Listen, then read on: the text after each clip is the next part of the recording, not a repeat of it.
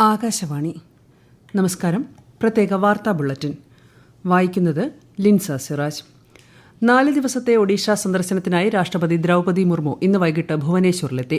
Odisha governor Raghubar Das, മുഖ്യമന്ത്രി മോഹൻ ചരൺ മാജി എന്നിവരോടൊപ്പം മറ്റ് പ്രമുഖരും ചേർന്ന് ബിജു പട്നായിക് അന്താരാഷ്ട്ര വിമാനത്താവളത്തിൽ നിന്നും രാഷ്ട്രപതിയെ സ്വീകരിച്ചു. നാളെ പുരി ജഗന്നാഥ ക്ഷേത്രത്തിലെ രഥയാത്ര രാഷ്ട്രപതി വീക്ഷിക്കും.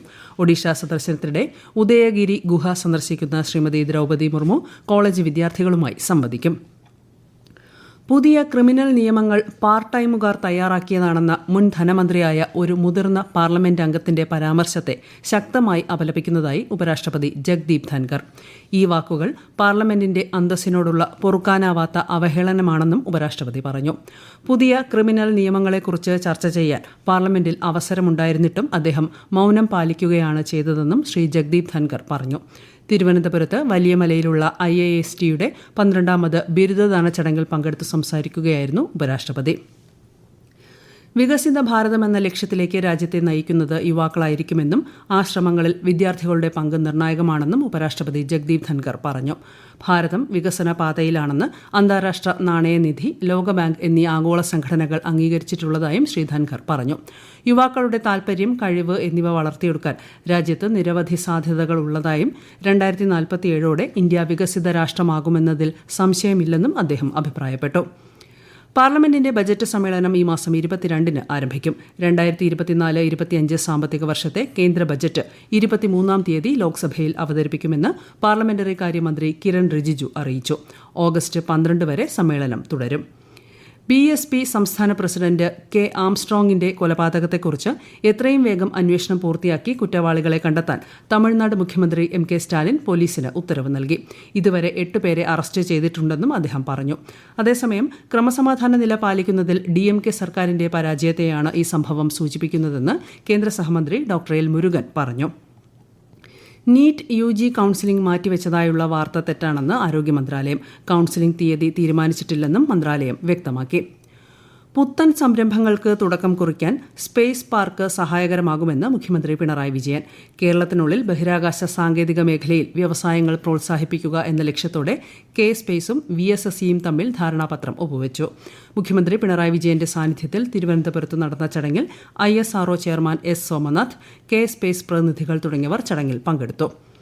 സ്വച്ഛതാ മിഷന്റെ ഭാഗമായി രാജ്യം വൃത്തിയുള്ളതും മലിനീകരണം കുറഞ്ഞതുമാക്കി മാറ്റുന്നതിന് എണ്ണ കമ്പനികൾ വിവിധ നടപടികൾ കൈക്കൊണ്ടുവരുന്നതായി കേന്ദ്ര സഹമന്ത്രി സുരേഷ് ഗോപി.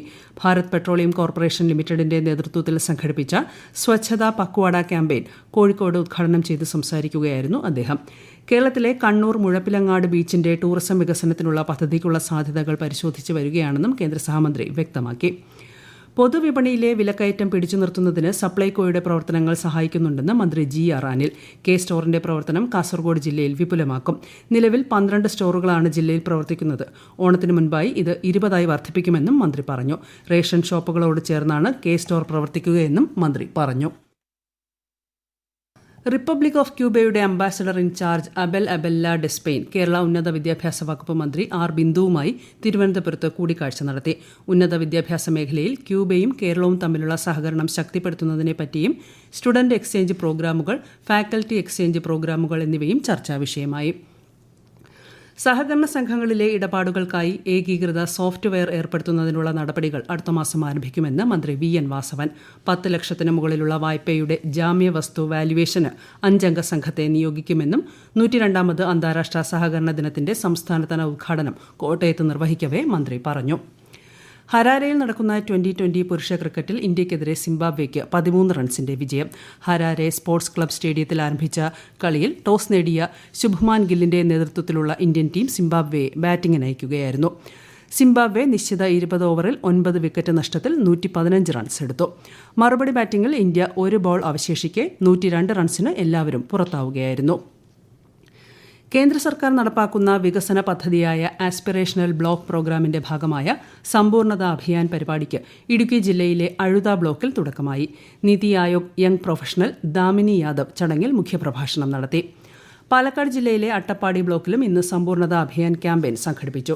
അട്ടപ്പാടിയുടെ തനത് വിത്തിറക്കൽ ഗോത്ര പരിപാടിയായ കമ്പളത്തോടെയാണ് പരിപാടികൾ തുടങ്ങിയത്.